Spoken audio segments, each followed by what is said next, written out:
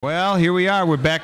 We're back with more live from the Heartland Radio, brought to you every Saturday morning over WLUW 88.7 Chicago Sound Alliance from 9 to 10 a.m. Central Daylight Time. And I'm Michael James, along with my co-host Katie Hogan. And we are here on the 30th of April. It is, I would have to say, this is our May Day show.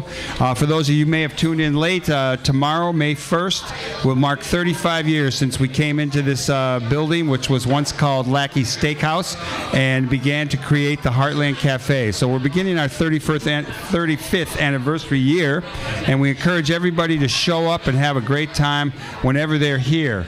I wanted to make a couple of announcements that I think are of importance to all of our listeners out there.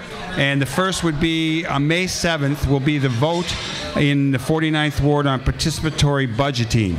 So that's next Saturday. Everybody get ready. You should check out the Alderman Joe Moore's website. You can find that, and you can get information about participatory budgeting, which he and our ward have been a vanguard in, out in the forefront of something that's starting to click around the country.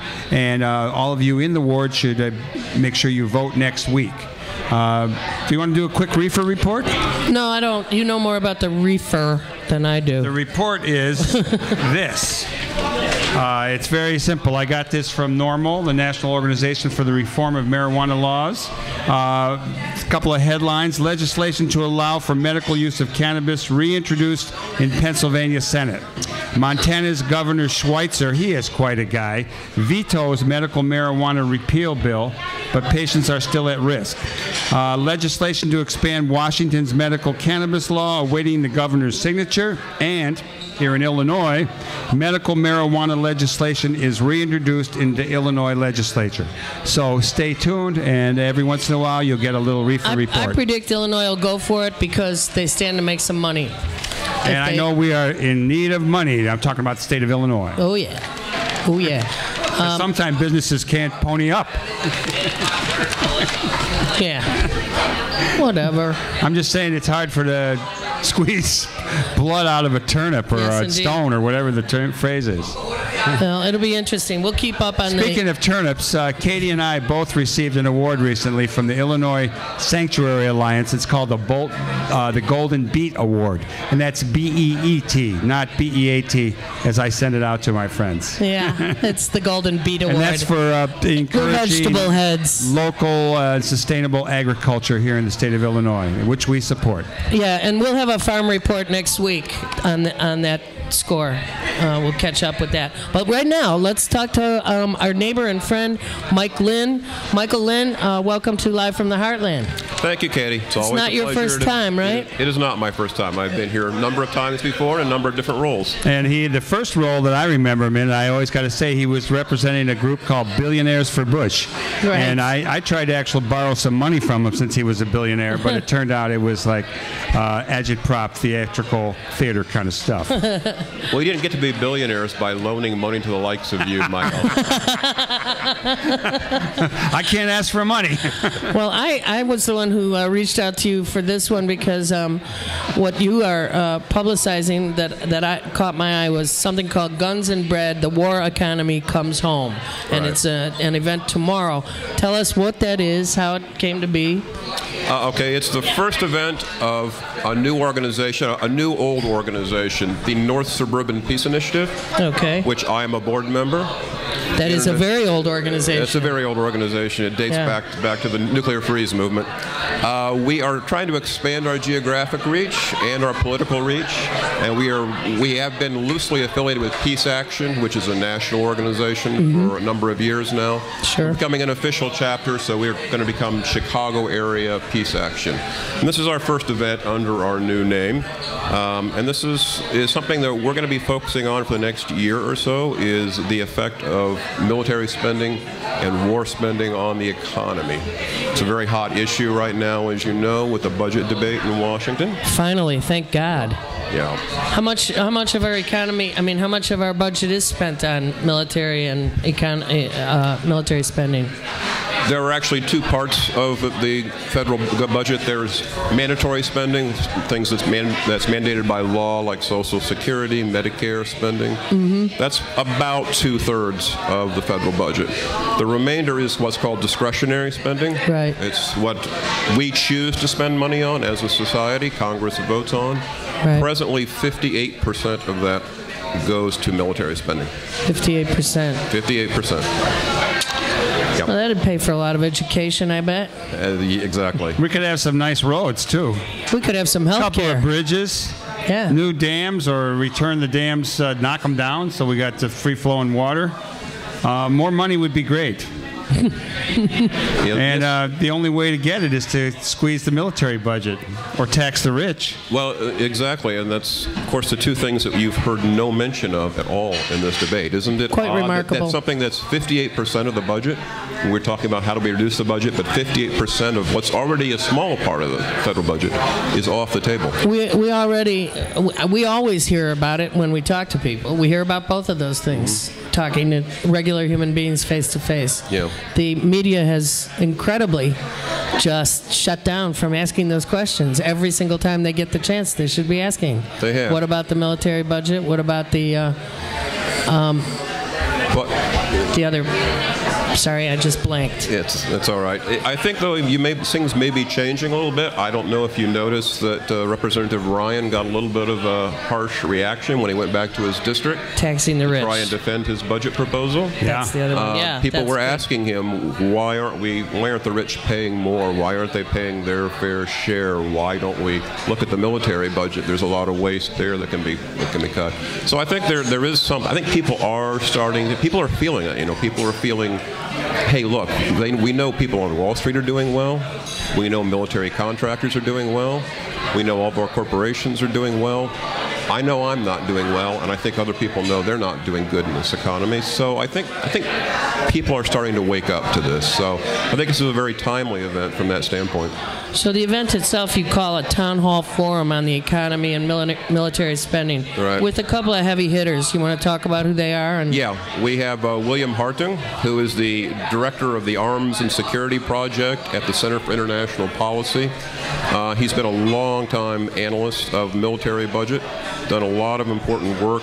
He has a recent book called Profits of War, Lockheed Martin and the Making of the Military-Industrial Complex. He had an earlier book called Weapons for All. So he's very widely read in this area. He's been in the New York Times, the Washington Post, the LA Times. He's been on NPR, CBS. He's a very well-informed analyst, and he's a very good speaker. Mm-hmm. We also have Joe Comerford, who's the executive director of the National Priorities Project. The National Priorities Project is a group that analyzes the federal budget. This is really their bailiwick. They did a very popular website called The Cost of War. That's right. Yeah, which is a real interesting site people can go to and see how much the wars in Iraq and Afghanistan have cost us. And you can get it has a running total? Does it have a running total? It's about $1.2 trillion right now. And it runs a lot faster than the gas tank. It runs amazingly. It really runs fast. And you can also on there you can also break down and see how much your state is paying, how much your city is paying. Wow. It's fabulous research. They do a really good job. Yeah, the National Priorities Project has been in existence for how long? A couple decades now? They've been at least longer a couple than that. of decades. I have used their research before. Their research is impeccable. Mike, in reading about Obama, there was an article in Newsweek this week, I believe, where it talks about him kind of outflanking the Republicans as well as his critics on the left. Trying to get more stuff done, what's realistic. It was kind of a positive piece. Some people who were pretty critical of Obama, I raised it with them the other day, and they weren't going to buy Newsweek to read it. But in that article, I think I got it that Obama really is going to try to stick to some pullback of troops and diminishment of the funding of military actions in Afghanistan and Iraq. What's your sense of that as someone who watches this much more closely? I know that it's probably important for him in terms of the next election. It's important to all of us in that we probably don't really like having our troops everywhere in such numbers. What's your sense of what the process will be and what is happening? Well, I think you're right that he is desperate to at least have some kind of pullback, something that he can point to during the election. I think it's difficult because, as we all know, the situation in Iraq is deteriorating. You probably have heard a lot of reports about the increasing violence. From the standpoint of the administration, of course, Iran has become a much more influential player in Iraq, which is something that they're very concerned about. So they're kind of between a rock and a harder rock, as Yogi Berra once said. The situation is deteriorating, and yet they do feel this pressure domestically, I think, to point to, look, we're keeping our promise to pull troops back. One of the ways they're finessing that, of course, is using more military contractors. Is that way you can say, we brought the troops home, we don't have to mention we're sending mercenaries in to take their place. And of course, Afghanistan continues to be a quagmire with no real resolution in sight.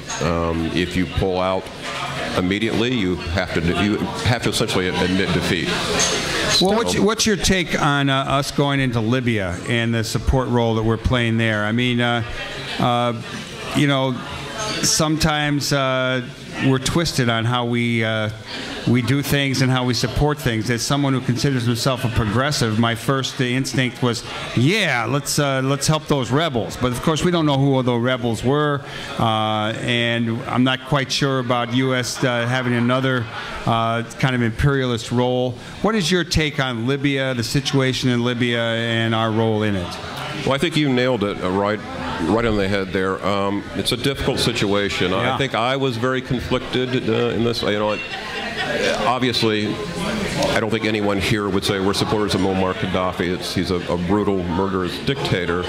But you're right. We went in without really understanding the dynamics of the situation. This is what we do often. We plunge into foreign countries. We don't really have a good grasp on the complexities of the societies we're entering. And I think we still don't really have a good clue who the rebels are. I'm not sure the rebels themselves actually know what all the constituent groups are there. And the leadership is a little bit difficult to identify, too. So I think, you know, sometimes those humanitarian impulses were to intervene, they wind up coming back to bite you in the end, and I think that's what's happening. We all should look at it as an opportunity to see the quagmire that our leadership is in. You've got Obama doing the thing that you were suggesting, which is waiting, looking, listening, and you've got a bunch of people saying, do something in Libya. And as soon as he does, okay, now we've blown our wad in Libya. What about Syria, where the blood is really running in the streets? Yep. This is probably one of the most heinous moments for us as a helping out country to look at what's going on the entire coastline of Africa and be starting and stopping to take part in it or to support whoever should be supported. I don't blame anybody. I certainly would not blame Obama for not knowing what way to go. And I would prefer the wait and see to committing drones and whatever all is going on. Even though, of course, Muammar's Gaddafi, some kind of crazy guy, whoever else. But there's like a dozen countries over there in tumult at this moment.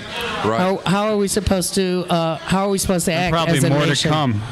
Well, yeah, and is that the result of what? The internet? Well, partly the internet, partly people being inspired, partly Al Jazeera TV. And I do want to just tell everybody that if they're trying to find an article on the New York Times website and they've used up their free looks, just copy the title to Google and then hit it.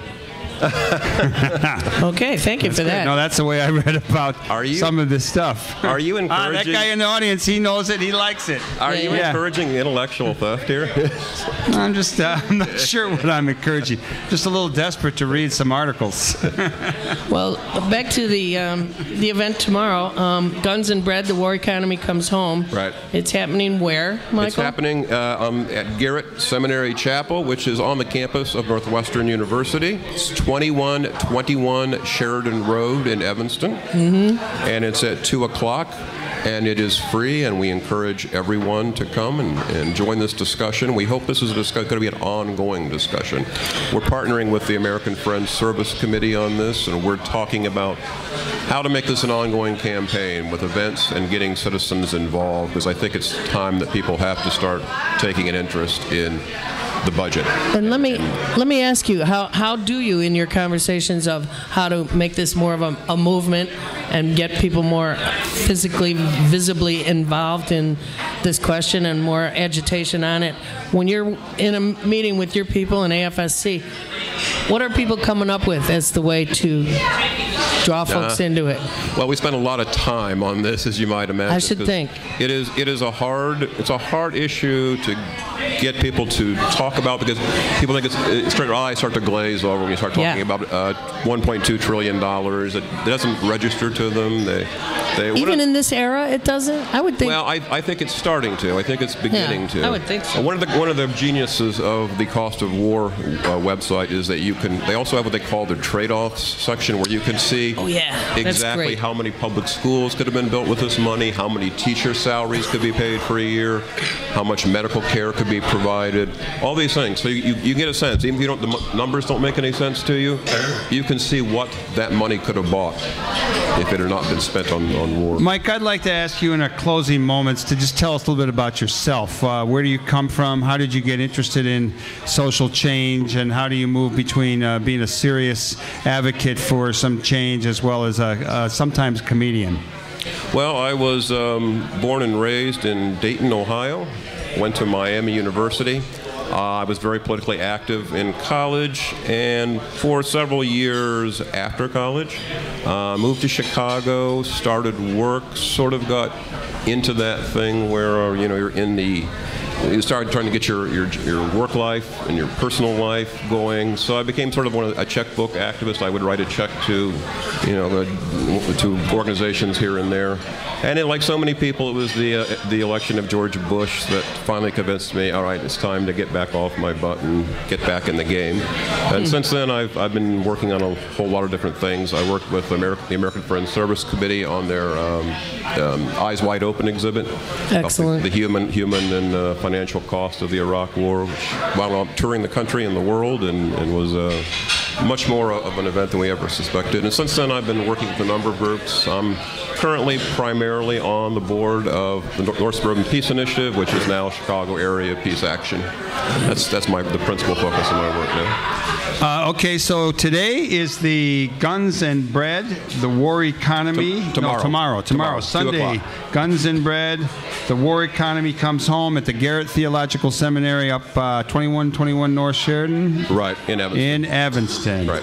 Let's have a big round of applause for Michael Lynn. He's a good friend, and he's a good person to have on the radio. Thank you, Michael and Katie. All right, good. Thank you. I want to do one little shout out for a couple of one Heartland employee, Joe St. Charles, a former Heartland employee, Julia Ray Antoniuk, and they are involved with a Kamasura modern dance production. Tonight is the last night. They were on the show a couple weeks ago. You can do that on youtube.com/Heartland Media.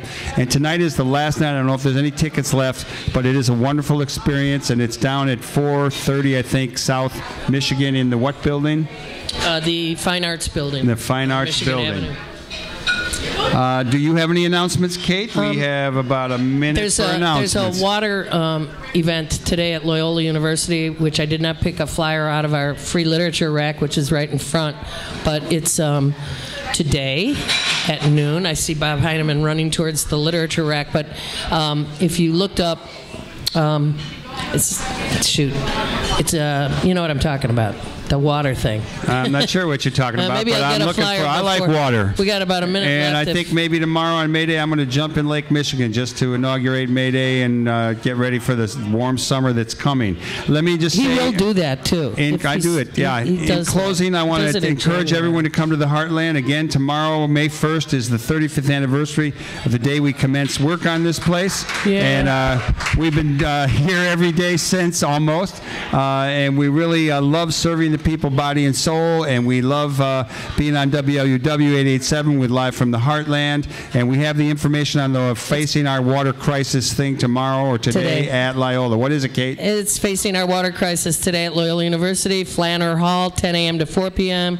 ProtectOurPublicWater.net. And I want to say next week maybe we're going to get Tom Clark just back from Hawaii, just walked into the dining room. We're going to get him on the radio to talk about flowers and birds and not a lot. Maybe you could talk about Hawaii politics too. We'll talk birth certificates. Okay, I want to thank everybody who helped make this show possible, from Angel Herrera on site here at the Heartland, Dan Kugler, our videographer, Eli Sloan downtown, our producers Laura Herman and Lisa Smith, as well as my co-host Katie Hogan, and I am Michael James, and we encourage you to do good in the world. The world needs all the good that you do. Power to the people. Power to the people, over and out.